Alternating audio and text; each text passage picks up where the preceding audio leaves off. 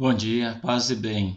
A partir desse módulo, estaremos conhecendo um pouco mais sobre o diálogo interreligioso, em que veremos, num primeiro momento, os conceitos e princípios básicos para que o mesmo se estabeleça. Um primeiro olhar sobre o cenário religioso atual, nos deparamos com a realidade de um pluralismo religioso que se insinua cada vez mais em nossos dias, tornando-se um imperativo para o diálogo entre as religiões. Trata-se de uma realidade inquestionável. O pluralismo religioso está aí, frente aos nossos olhos, evidenciando-se como algo vivo e presente em nossa sociedade. De fato, há uma pluralidade de manifestações de Deus, de expressões do sagrado, bem como de experiências do mistério, né? E existem também uma multiplicidade de mediações do divino, bem como dos caminhos de salvação. A preocupação com o diálogo interreligioso surge quando as pessoas pertencentes a diferentes religiões passam a viver juntas numa só comunidade. Ou então, quando as religiões tornam-se significativas para a sociedade, né, ali dando um colorido especial no cenário religioso. Caso contrário, ela simplesmente seria ignorada. O teólogo Michael Amalados vai dizer que, sobre o diálogo no mundo plural, que uma vez que as diversas crenças religiosas sejam realmente importantes para a vida, e as pessoas que as sustentam vivem juntas numa mesma sociedade, então o relacionamento interreligioso impõe-se como elemento significativo da vida na própria sociedade. Por longos séculos, a Igreja Católica esteve avessa ao diálogo, seja qual fosse a modalidade, sempre vendo o outro como uma ameaça à própria fé cristã, que se confundia com a fé católica. Aí veio o acontecimento do século para a Igreja Católica, que foi a realização do Concílio Vaticano II, significando uma virada de página na história da Igreja, lançando a própria Igreja ao diálogo em suas diversas modalidades, inclusive o diálogo interreligioso. Portanto, ao final de 2 milênios, ao entrar na idade planetária da humanidade, ou seja, no início de uma civilização mundial, de uma comunidade global das nações, o diálogo interreligioso desponta como um sinal dos tempos. Lembrando que o Concílio Vaticano II cunhou esse termo sinal dos tempos para fazer uma leitura da realidade e perceber ali as interpelações que se tinha em termos teológicos e em termos pastorais. Então, a novidade do diálogo, que surge graças à interação entre as culturas, né, no processo de globalização, principalmente dos meios de comunicações sociais, está relacionada à situação histórica da família humana no limiar do terceiro milênio, na qual todos os membros das religiões têm consciência de que o que nos une é muito mais importante do que o que nos separa, e muitas vezes até mesmo nos opõe. Então, se por um lado há necessidade, né, de dialogar, por outro, serve de alerta os riscos que implica o diálogo. Pode resultar na mudança de convicção inicial e mesmo chegar à conversão a uma religião distinta da qual faz parte, ou mesmo abandono agnóstico ou ateu da própria religião. Normalmente não se abandona a própria convicção. Contudo, se ao menos o diálogo for honesto, esta pode se converter numa convicção mais ampla, mais crítica e mais acolhedora, à medida que você vai conhecendo ali, né, os valores das outras religiões, e isso tende a enriquecer a própria religião. É muito difícil estabelecer conceitos nos dias de hoje, em que há uma polissemia muito grande, né, do que vem a ser diálogo interreligioso. São vários autores aí que discorrem sobre o tema. Temos basicamente sobre o mesmo que o prefixo inter, associado ao termo religioso, quer indicar que é aquele diálogo que se estabelece entre as religiões, ou em meio a religiões. Então, dessa forma, interreligioso refere-se ao cruzamento de tradições religiosas para desenvolver algo que abarque todas ou pelo menos várias religiões. Dentre tantos outros conceitos, selecionamos alguns conceitos de diálogo interreligioso, conforme a seguir. O teólogo e filósofo espanhol Raymond Panikkar, um sacerdote jesuíta que perambulou por várias religiões, né, define o diálogo como aquilo que não se pode dizer sozinho.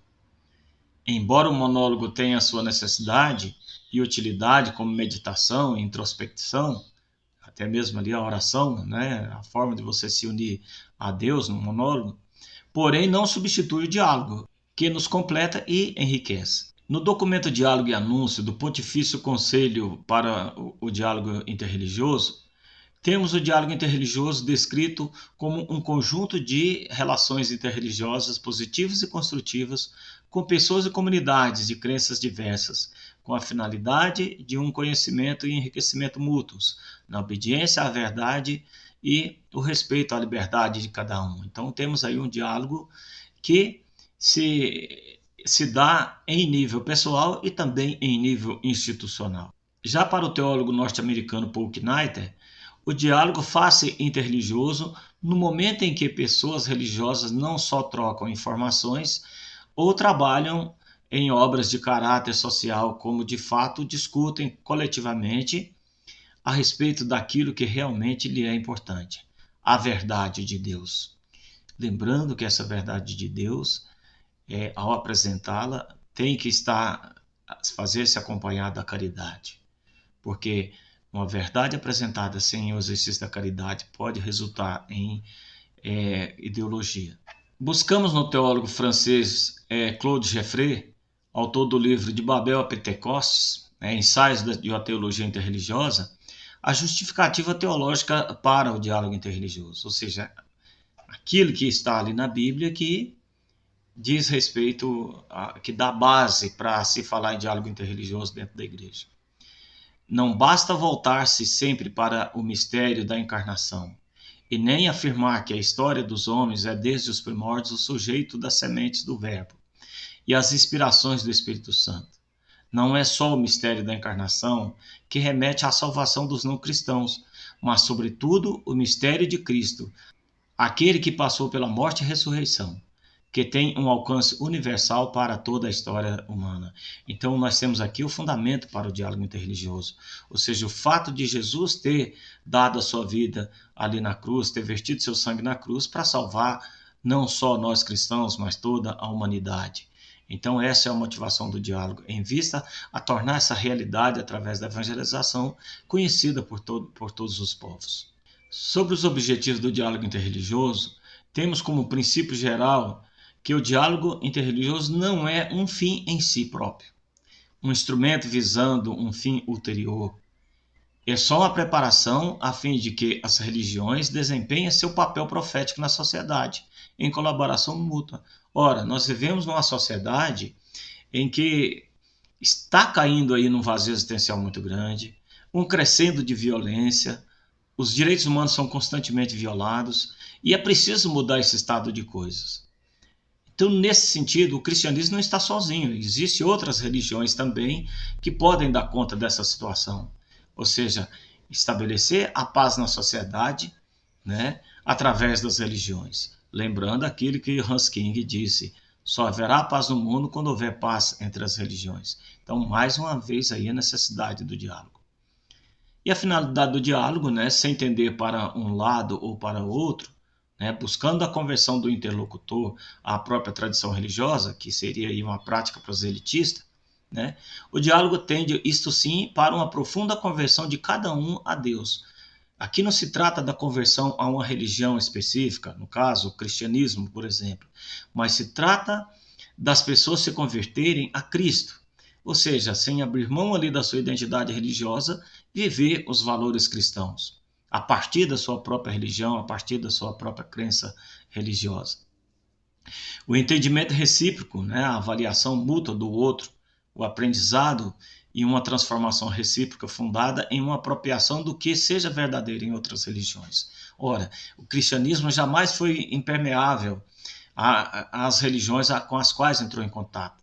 Então, o evangelizador, sempre ali ao evangelizar numa determinada cultura, por um processo de aculturação, sempre assimilou elementos daquela cultura para o cristianismo. Não precisa de ir muito longe.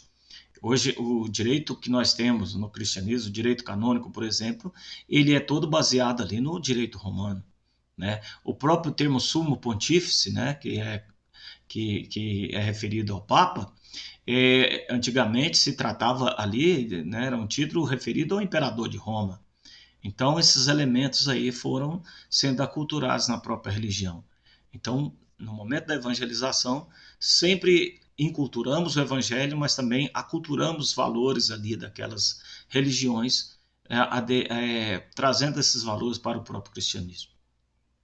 Não se busca a unidade como no diálogo ecumênico, ou seja, ali no ecumenismo, né, a unidade desejada por Jesus, que todos sejam um, é exatamente para dar testemunho às outras religiões, mas essa unidade é em torno de uma só fé, um só Senhor, um só batismo. Com as outras religiões não se busca essa unidade. A realização de grandes causas, por exemplo, a erradicação da pobreza no mundo, a erradicação da violência, né, estabelecimento da paz no mundo, a preservação do meio ambiente, que é algo que está ali, que consta em todas as agendas das religiões no mundo inteiro. Todas as religiões estão preocupadas, ensinando ali a seus crentes, a seus fiéis ali sobre a necessidade, né, de se preservar a natureza para que haja sobrevivência da vida no planeta. Então, é sobre essas grandes temáticas, aí, essas grandes causas, é que vai girar o diálogo interreligioso. A força motriz, o agente principal que dá uma dinamicidade ao diálogo interreligioso, é o Espírito de Deus, que anima as pessoas operando nas tradições envolvidas no diálogo. O próprio Deus fala no coração de ambos e o próprio Espírito age em todos. Então, quem vai dialogar não encontra ali uma tábua rasa, né, sobre a qual vai escrever uma história. Então nós temos que o Espírito Santo age nas outras religiões e Deus, né, acontece a autorrevelação de Deus no coração das pessoas. E sob a ação do Espírito Santo, essas pessoas são impulsionadas ao diálogo. Nós não podemos duvidar, o Espírito Santo sopra onde quer. Então ele vai soprar ali também nas outras religiões. Ele também vai estar presente no coração das pessoas que praticam bem e por isso são motivadas a estabelecer o diálogo entre as religiões. Conforme o princípio da alteridade, podemos definir o diálogo sob a perspectiva da compreensão mútua, né? Ao conhecer melhor o outro por meio do diálogo, cada um se conhece melhor a si mesmo. Ou seja, eu encontro luz na sabedoria dos povos, nos valores que estão nas outras religiões, para entender, compreender os nossos próprios valores. Isso é algo que enriquece muito as pessoas no diálogo, né? Enriquece as religiões no diálogo. E compreender-se a si mesmo, né, a partir das demais religiões, e as demais religiões a partir da vivência e interpretação da própria religião. Então, comparando as religiões, né, eu posso chegar a um crescimento da fé na minha própria religião.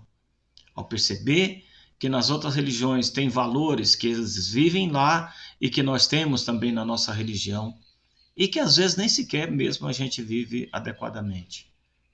A questão do cuidado, quando Deus cria, isso aí conforme a tradição judaica e da qual nós herdamos, porque nossa religião tem sua raiz ali no judaísmo, né? Deus criou o jardim do Éden e colocou o homem ali, né, para cuidar desse jardim. Só que o progresso da ciência e da técnica levou o homem a se desvincular da natureza, ou seja, desencantou o homem em relação à natureza.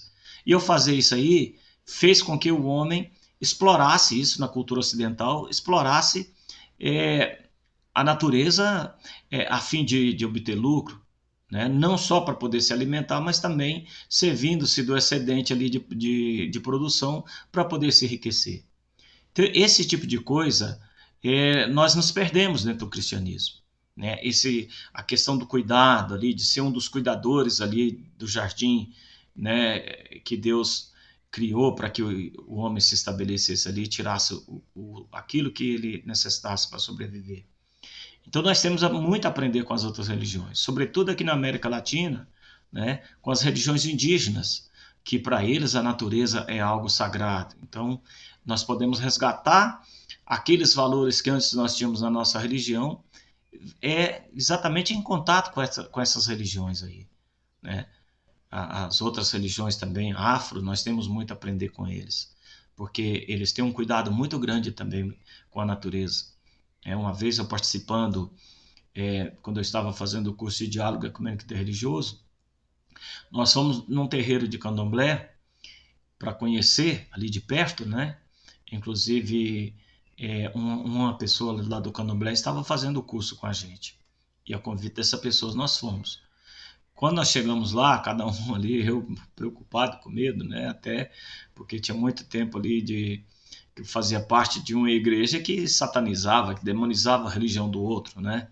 Como é típico na renovação carismática se fazer. E aí eu fiquei muito preocupado com aquilo. E aí eu liguei para minha esposa, ela me ensinou a oração de São Bento, só que na hora eu esqueci essa oração. Enfim, mas quando eu comecei a ouvir aquele sacerdote, que eles se apresentam como sacerdotes, né, no Candomblé, falar, aí eu digo, não tem nada de errado aqui, né? O errado seria aquelas barreiras socioculturais, aquelas barreiras socio-histórico-culturais construídas que nos afastam dessas religiões. Então ele começou a falar, olha, se o meu vizinho tem uma cisterna da qual ele retira água para poder beber, eu não posso furar uma fossa do meu lado porque eu vou contaminar a água do meu vizinho.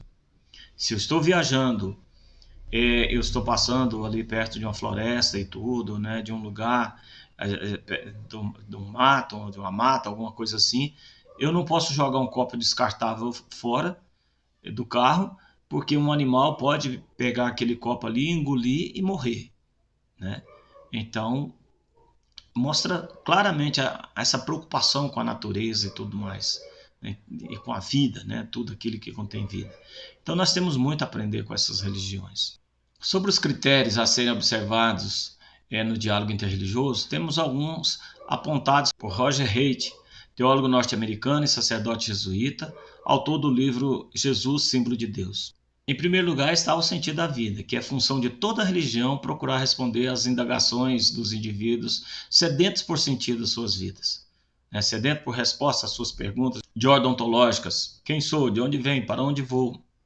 Ou seja, aquelas perguntas a respeito de si, de sua origem, de seu lugar na história, no mundo e de seu destino após a morte. Então deve ser observada a capacidade que as crenças e as concepções teológicas têm de dar conta de nossa vida comum na história. Para ter credibilidade, deve haver na religião a coerência metafísica das crenças, bem como a inteligibilidade das concepções teológicas frente à realidade que conhecemos, a partir de outras fontes. Parte-se do princípio que toda religião é pilar de sustentação da sociedade, ao lado da própria família, né? Então, nas culturas em que se faz presente, tendo, portanto, uma função a desempenhar, com implicações éticas das crenças religiosas, bem como de suas consequências para a existência sustentada e o florescimento do humano, de forma que a praxis conduza essas crenças em direção à nossa situação contemporânea. Então, ali a fé que existe nas outras religiões, elas têm que ter um compromisso, né, com a própria sociedade, com a própria humanidade ali, né, tem que estar presente ali na tessitura das relações entre as pessoas em nível da sociedade. Então não pode ser crenças desvinculadas ali, né, isoladas, que não tenha qualquer envolvimento com a vida cotidiana. Então, aquele compromisso entre fé e vida, ele não é uma exigência só do cristianismo, mas também de toda e qualquer religião. Isso para poder a religião cumprir com o seu papel, com a sua função social, né, de ser ordenadora, legitimadora e reguladora da ordem social. O autor francês Claude Geffrey aponta os seguintes critérios a serem observados no diálogo interreligioso. Em primeiro lugar, está a respeitar o outro, né, na sua diferença, manifestando interesse por suas convicções, mesmo que sejam religiosamente estranhas. Então, esse respeito pelo outro, né, a questão da alteridade, né, a consideração daquilo que o outro pensa, daquilo que o outro diz, né, não vendo no outro ali uma ameaça, né, ali um inimigo a ser batido, a ser vencido a todo custo, com a verdade, né, da própria religião, mas alguém com o qual você possa ali dialogar, né, e possa crescer com os valores que ele manifesta, que ele defende, né? Respeitar as suas convicções, mesmo que elas pareçam estranhas à nossa religião, como de fato são, né? Muitas das quais até muito discrepantes em relação àquilo que nós vivemos na própria religião. Mas esse respeito mútuo deve estar em primeiro lugar para que o diálogo aconteça, não só em nível ecumênico, como também no nível interreligioso. Então, nós temos aí no segundo critério, né, preservar a própria identidade, ou seja, se você vai dialogar com o outro, você tem que ter em vista que você não pode abrir mão da sua identidade, né? Tem que permanecer fiel ao seu próprio engajamento de fé e de crença, e evitando assim, né, pôr a fé entre parênteses ou suspendê-la previamente, o que resultaria em falso-irenismo. Lembrando que o falso-irenismo é você dar razão ao outro para poder manter o diálogo. Ou seja, é você conquistar a paz com o outro, né?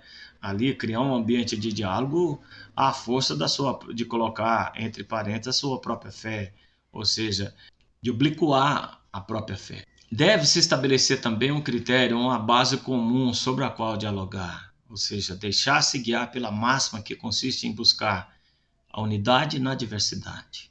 O outro é diferente de mim, mas que unidade eu posso buscar em torno daquilo que é o bem comum da humanidade, né? Repito, a erradicação da pobreza, a questão da diminuição da violência, né? Conduzindo à paz, a questão da observância dos direitos humanos, a questão da preservação da terra, né?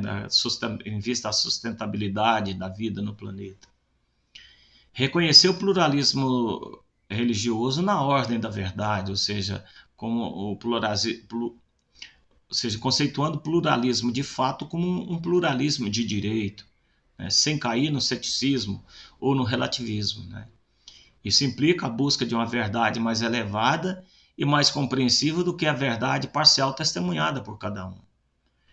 Então, aquilo que é verdade para uma religião, às vezes não é para outra religião. Então, buscar aquela verdade que está ali em Deus, né, no seu estado absoluto, e que isso tanto se busca no cristianismo quanto se busca nas outras religiões, embora por caminhos conhecidos somente por Deus. O estabelecimento da igualdade, ou seja, para haver diálogo é preciso ter um nível ali de igualdade. Eu não posso me julgar superior, eu não posso me colocar olhando o outro sobre os ombros, né? Eu tenho que estar ali em nível de igualdade. Então, estabelecer esse nível de igualdade entre os parceiros, totalmente isento de qualquer tipo de superioridade, né, de condescendência ou de imperialismo de determinada religião sobre as outras. Então, nada mais estranho ao diálogo interreligioso do que afirmações como tipo, minha religião é a verdadeira, é melhor do que a sua, é mais completa do que a sua. Isso é estranho ao diálogo, isso inviabiliza o diálogo por completo, né? Ninguém vai aceitar ser diminuído, ninguém vai aceitar num diálogo ver sua própria religião diminuída pelo outro. Mais voltado para a questão da sustentabilidade da vida no planeta, né, que é um tema comum aí a todas as religiões no momento, temos um importante teólogo espanhol, né, José Tamayo Acosta, com esses dois princípios. O da correlacionalidade, né, no diálogo. Todos os participantes do diálogo expressam suas convicções com total liberdade, né, e que as religiões se considerem iguais no que se refere a direitos e não necessariamente iguais quanto a afirmações da verdade. Há uma só verdade, mas a forma que se enxerga essa verdade, ela vai diferir de uma religião para outra. Então, que reconheçam e se respeitem em suas diferenças, que as religiões aprendam umas com as outras. Então, a aproximação pela via do diálogo tende a aprender com o outro aquilo que, de repente, você não percebe na sua religião, né? Temos muito a aprender com as outras religiões, repito, né? Principalmente aqui na América Latina, com as religiões indígenas, né? No que se refere, e com as religiões afro-americanas, no que se refere ao cuidado devido que nós devemos ter para a natureza, né? Que é um tema que ocupa a agenda de discussões no mundo inteiro. E a questão da responsabilidade global.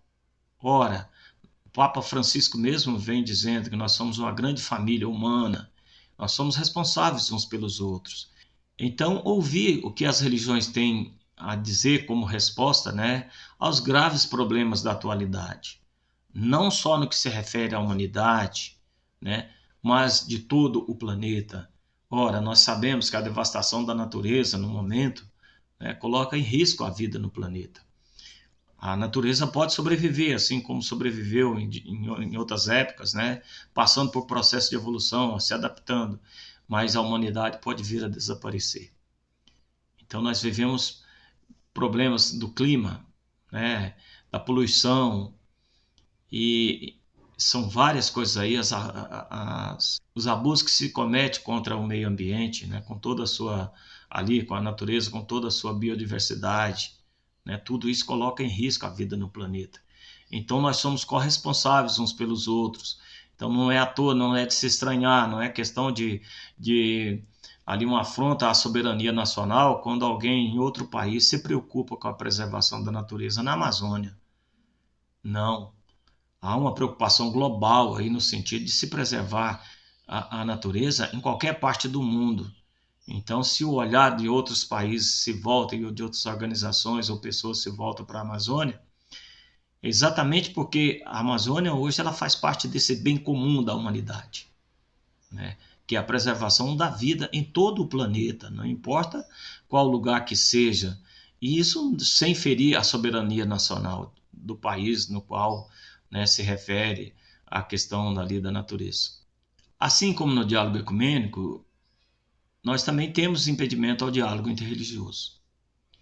Além daqueles previstos ao diálogo ecumênico, né, como o falso-irenismo, por exemplo, e o proselitismo, que são impeditivos que o diálogo aconteça, temos algumas atitudes que contrastam com a vontade de dialogar, as quais são os fanatismos religiosos, os integrismos e fundamentalismo, ou seja, aquelas afirmações absolutistas ali de que a minha religião é verdadeira e a sua é falsa, não são partes essenciais das religiões.